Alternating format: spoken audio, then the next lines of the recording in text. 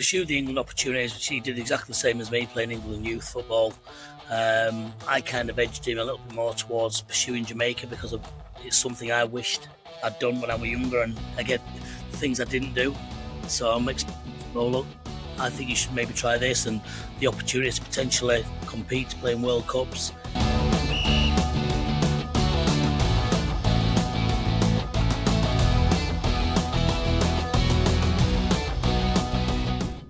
Hello and welcome to the latest edition of All Wednesday. We're joined by a little bit of a different guest this week. He's not actually played for Sheffield Wednesday, but he's contributed a little bit to the cause in recent years. Danny Cadamarteri, you're over in Kingston at the moment. How are you doing? Warm, extremely warm. Good, yeah. Good, thank you. Just trying to get over multiple jet lags at the minute. So yeah, I can imagine the life of a footballer or a footballer's dad is not ideal when international break takes you across different continents and stuff. I suppose there's worse positions and situations to be in. So I've managed to benefit from the sunshine and what, which is not the worst either. But yeah, I was going to say it's probably best if we don't complain about you being stuck in Kingston, Jamaica, while everyone's freezing cold in Sheffield. Danny, first up, thank you for your time and for sticking a couple of your boys in our academy in recent times. I wanted to chat to you first up about what it's like as a footballer's dad when you've been a footballer. Is it difficult to rein yourself in sometimes, like in terms of like your history and what you did during your career? yeah. I think I've been quite fortunate with two boys having different experiences. It probably sounds a little bit like Bailey ended up a little bit the guinea pig in the end for Caelan, because obviously he was our first. But like the early stages of when me just being a dad, watching my son play football, grassroots level, and all dads will be the same. They want to do really well, and you get frustrated when they don't do certain things. And I ended up going into coaching more so for the fact of trying to be a better footy dad. So I could getting frustrated and wanting more for Bailey when he was a lot younger. But I was getting frustrated with him, thinking, oh, you could do more, you could do this, or why can't you do that? So I did my youth mods first before any actual higher level coaching qualifications to understand kids and understand why my son was making certain decisions or doing certain things. So I went through that process, really, not just being a dad, but trying to not be a coach, but understand that side of it. Yeah. So yeah, it was difficult in the early stages, and I think I learned from probably my mistakes as a parent, stroke early stages coach with Bailey, and getting on his case a bit at times and demanding a bit more from him, which I think there was positives to that, but also he was still a kid. As I got older, and obviously as I got more educated around youth and child development as well, so it benefited probably Caelan in a different way. Yeah, because there's an interesting sort of dynamic with footballers' sons, isn't there? Because I suppose in some ways people would talk about like nepo babies and only getting a chance because of the name, but then there is also the other element of you have that name, so then you've got to try and live up to that. Have Caelan and Bailey, have they found that at all? Like being Danny Cadamarteri's kid. I think when I was the 18s coach at Sheffield Wednesday, Bailey obviously had already joined Sheffield Wednesday. How old was he at that point? Was 8 going into under 9s, and he'd already signed prior. And I was watching a lot of his training at Sheffield Wednesday, and then Sheffield Wednesday asked me if it'd be interesting coming and helping out a little bit because I was around all the time. Although I joined Sheffield Wednesday because of Bailey, there was a little bit of a stigma around one or two age groups from parents of the only reason for like a year or two later, the only reason Bailey was at Sheffield Wednesday was because of me, and I was the 18s coach at that point, which wasn't. So there was a bit of pressure on Bailey because of that. He's only here because dad's the 18s coach. It was the other way around with Caelan, because obviously Caelan came in whilst I was still a coach there, very, very briefly before I left, and Bailey was then playing. So all of a sudden, when Bailey started to elevate his profile, people probably looked at Caelan and probably thought he might only be there because of his brother, because obviously I wasn't there. Yeah, Caelan was yeah. really well, so it couldn't be like, oh well, he's not very good, so Mm. Caelan was Yeah, it doing does great. help when they're quite good. Yeah, and I made one of the reasons behind me leaving Sheffield Wednesday was to detach myself from that bubble of people thinking I'm going to be influencing my kids' development in there unfairly and all that sort of stuff that comes with it. So that was one of the reasons, amongst a couple of others that we can probably speak about a little bit later on around Mm. development why I left. Yeah. Yeah, we won't talk about where you went. We're ignoring that completely. Um, but in terms of those two, did you know early? I mean, like you say, Bailey was in there at 8. I know Caelan was in there early as well. Did you know very early that they were both going to play, or was it just for fun in the first place that they were just playing and you thought they enjoy doing this just like I enjoyed doing it? With Bailey, it was the typical dad's first son. I want him to be a footballer because I was a footballer. I got him Yeah, all. yeah, He was an Arsenal fan. He was an Arsenal fan. Got the Arsenal kit, got polluted by the granddad into a Man United kit and all that while we were away and stuff. And I was desperate for my son to be a footballer because that's what dads want. of course, yeah. Um, so I was very much on we go on holiday and I'm chucking balls at him in the pool for him to do diving headers and stuff like that, because it was fun and that's what I wanted for my little boy. When Mm, Caelan came along, he was the other end of this, and Caelan and Bailey obviously wanted to be a footballer. He came to all the games and watched his dad playing, and probably thought as a kid, oh, I want to do that. Caelan was the other end of the scale. He was very much, he wasn't interested in football, didn't like it. He had a dad and a brother that played it, wasn't interested, was besotted by like firemen and all that kind of thing. He obviously, cartoon wise, he loved Fireman Sam, but he watched mm, things like Draft and London's Burning and on his little iPad. And I'm thinking, this kid's not going to follow in either of mine or Bailey's footsteps. And he was adamant he was going to be a fireman. And it was literally John Megson. John Megson used to say to Caelan in the dome, "You're going to come and play for my team," and he was like, "No, just blank him." And yeah, and Caelan would kick a ball just out of boredom on the indoor, but not interested. And then mm. eventually, from nowhere, he just switched. John Megson asked him every single time. He was at one of Bailey's training sessions. "You're going to come and play for me?" And one night, he just went, "Yeah, we'll do." And that Okay. was it. And he joined the Yeah. pre-academy. And as the saying goes, the rest is history. But it wasn't something pre-planned with Caelan where I'm going, oh yeah, I want to try and push him the Mm. same as I did with Bailey. Yeah, no, it's really interesting because like you've almost you were saying there about the pressures of a dad. You've almost got both different ends of the scale there. Obviously, Caelan's left and he's gone to. I mean, he's gone to a pretty decent club. Not bad that Man City lot. Um, how difficult is that decision for you, for him as a family? Him moving to Manchester. Well, I presume he's moved to Manchester. Is he in dorms or is he staying with you guys still? But like that decision to move him away from the academy that he's been at for so long. Yeah, very very difficult for everybody. For us as parents, for Caelan as a kid. Obviously, Bailey's as his brother, having him around all the time.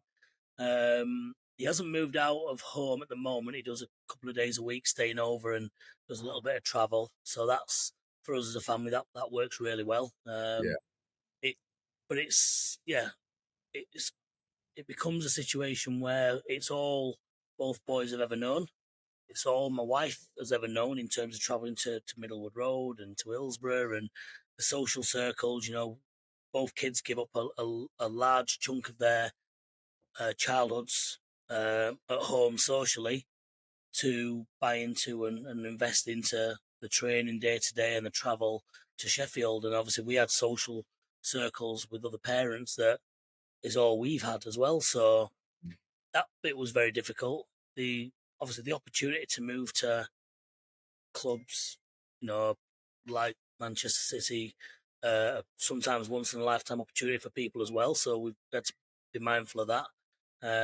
So it was a very difficult decision, and the decision was made by Caelan. It was very much he always strived to test himself all the time. He absolutely loved it at Sheffield Wednesday and had some really good teammates and playing in a couple of good groups as well across Mm. different age groups.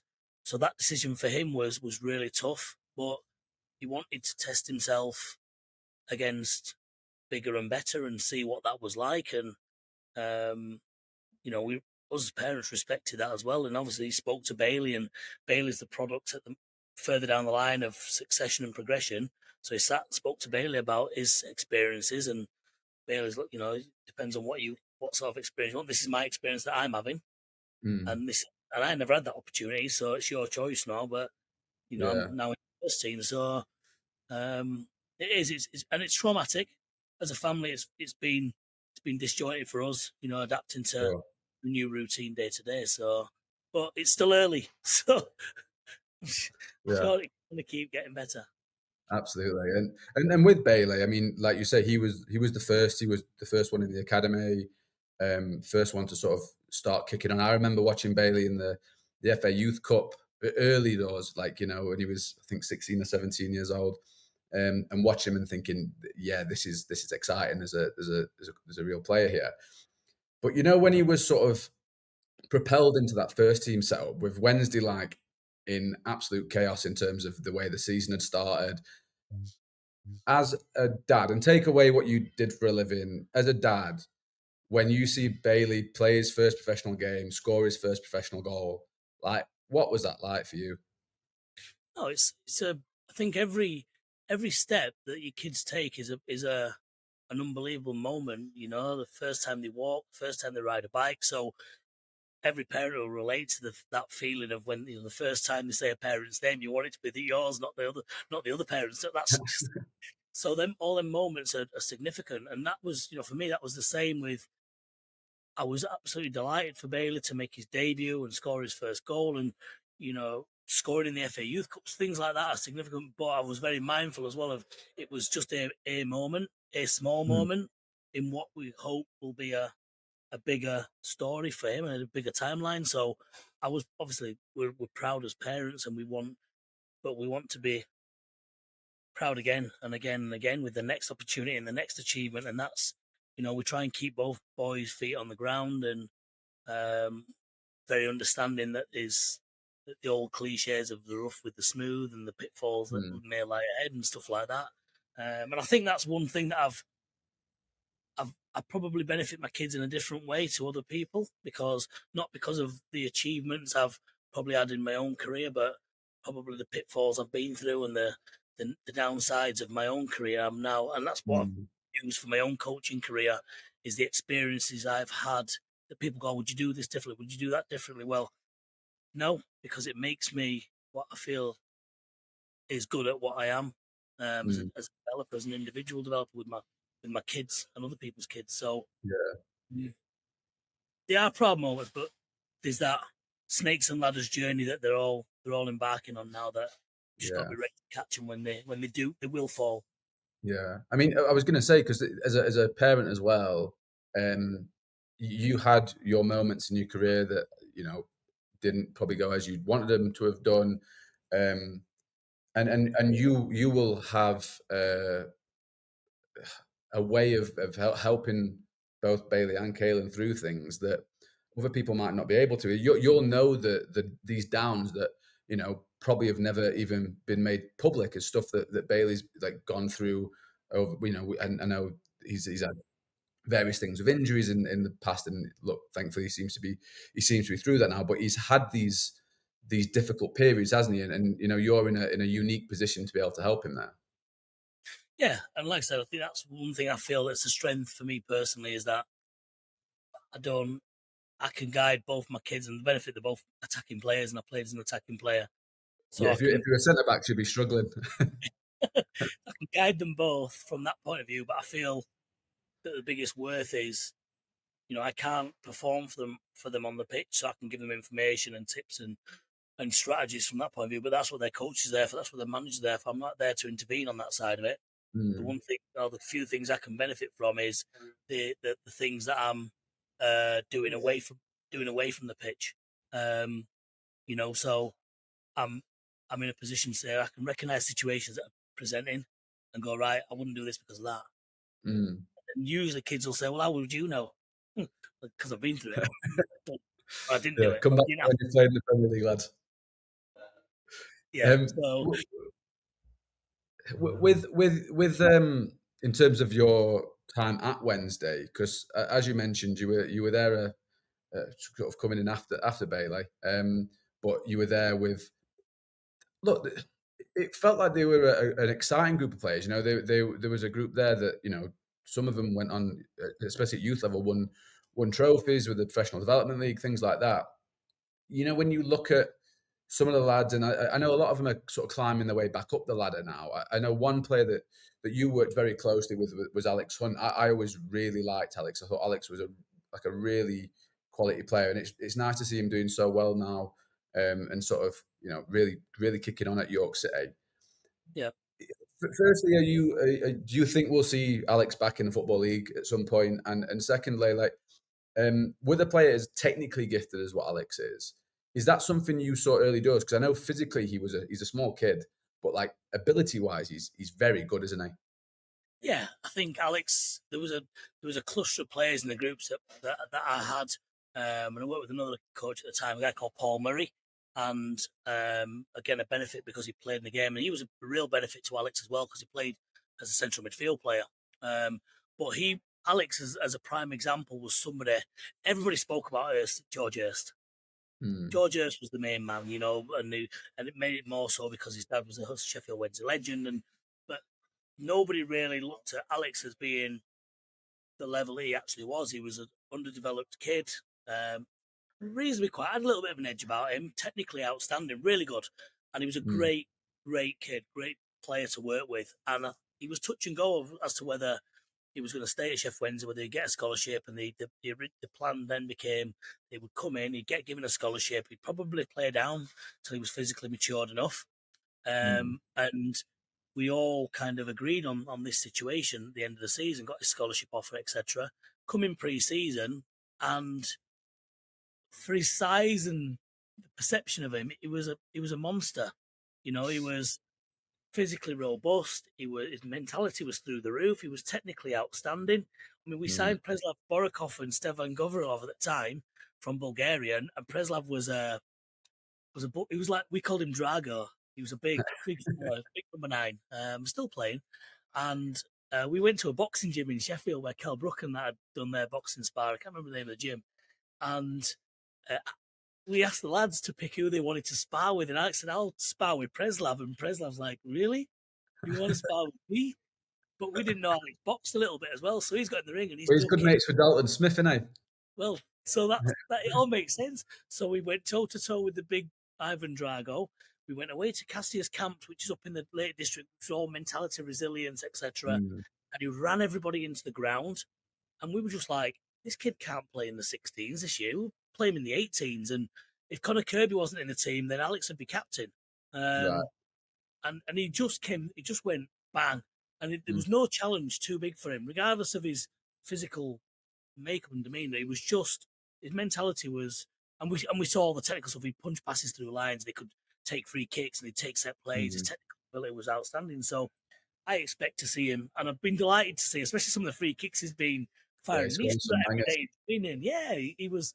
So it's only the same things that we've seen over and over again, and I expect we'll see him keep Yeah. going and progress back up the leagues for definite. Yeah. I mean, obviously, as someone who's like had experience in the Wednesday Academy, um, not just when you were working there, but obviously watching your kids come through it as well. Are you at all surprised to see the amount of players that are coming through with some like real credit in the bank now? Obviously it's very much a needs must scenario for Henrik because of the situation Wednesday find themselves in. But there's some really good players in that Wednesday group in at the minute. Yeah, I think it's been over the course of a number of years. There's gradually been players getting opportunities and dipping in and dipping out. Like you said, needs must now. It means that more players have been given the exposure to it. Um, I think the reality of it is, if you look at the history of the last few years of the youth cup runs that some of the groups have had, they've progressed pretty well over the course of youth cup runs, which means they've competed against some of the best kids in the country Mm. uh, consistently. So it's it's not a surprise. I always think it's very hard um, for young players at Sheffield Wednesday because the club's a massive club. And there's a massive level of expectation at Sheffield Wednesday. I know maybe not as much at the moment because of circumstances, but the history of the club, the size of the club, um, over the years, there's been resources at the club where they've been able to spend probably a lot more money than other clubs at times on wages and bring in high profile players and things like that. So it was always going to be very difficult for young players to break into the team. Mm. So I think that bit is always probably the reason why maybe one or two more didn't. Go all the way back to the likes of Carboni and DeCanio and people like that. We've had top level players Yeah. at Sheffield Wednesday over the years. So I think that's probably maybe held back opportunities for young lads. But like you said, now the circumstances mean that your Ernie Weavers, your Will Grangers, your Jarvis Thorntons, obviously Bailey's come back off his loan and he's had a run. George Brown, all these players now will probably get an opportunity to start to forge a career Mm. earlier than expected. At a Yeah. good. Yeah, and just to finish up before we let you go, because you've got a game to go to quite soon. Um, what's it like for you seeing your kid run out at international level? Obviously, you've I know that Bailey's first camp went really well, scored on his I think his second game, but was a real live wire in his first game as well. Um, obviously Caelan's done his thing at youth level, playing for about 15 different nations because he's got the ability to play in different places. But obviously Bailey played at youth level for England, and now to see him, playing at the international stage and having a real shot at potentially going to a World Cup by the time he's like 20 years old, it's crazy, isn't it? Yeah, it is. He pursued the England opportunities, which he did exactly the same as me, playing England youth football. I kind of edged him a little bit more towards pursuing Jamaica because it's something I wished I'd done when I was younger, and Mm. again, things I didn't do. So I Yeah, mentioned, yeah. oh look, I think you should maybe try this, and the opportunity to potentially compete to play in World Cups with Jamaica is probably more realistic for him. So the opportunities he's got here have been excellent. Obviously, they've got good staff here, very experienced staff here, which helps as well. Mm. Like you said, it's an opportunity, so he's got to grab it with both hands, enjoy it, um, and what will be will be. I think Jamaica in a group where they've got a really good opportunity, some good players in the squad, good players to come back into the squad. Um, so yeah, and I've enjoyed this. I've enjoyed this experience of watching my son do something that I never did. Mm. Usually it's people going, "Are you aspiring to be like your dad?" Well, he's played in World Cup qualifiers now. I never did that. Yeah, no, absolutely. And just sorry, just lastly, with obviously they've got a very well-known manager at Jamaica. What Steve McLaren sort of said to you and Bailey about the sort of way he sees Bailey progressing with the Reggae Boys? No, it's just they've been very welcoming. I think obviously they've got a lot of staff here. Obviously, and I'm quite pleased. They've got Trevor Sinclair involved here, who obviously played as an attacking player as well, at a very high Mm. level. So for the attacking players here, that's for me, it's perfect. And he's just said, look, come enjoy it, work, enjoy the experience. Obviously, Bailey gives them something a bit different to what they've already got. If you're playing in competitions, you need variation. You need different types of attributes or different types of players to impact different games. So it's been great. Like I said, he's still a young boy. So every experience for him now is golden. And I think he's just taking every game, every session, every opportunity as it comes, and seeing where it takes him. And I'm quite straight with both my lads. I just don't put any pressure on them with anything other than non-negotiables. Working hard and enjoying yourself, and that's it. Work hard and enjoy yourself, and the rest will take care of itself. Brilliant. Well, hopefully there's many more goals to come at international and club level.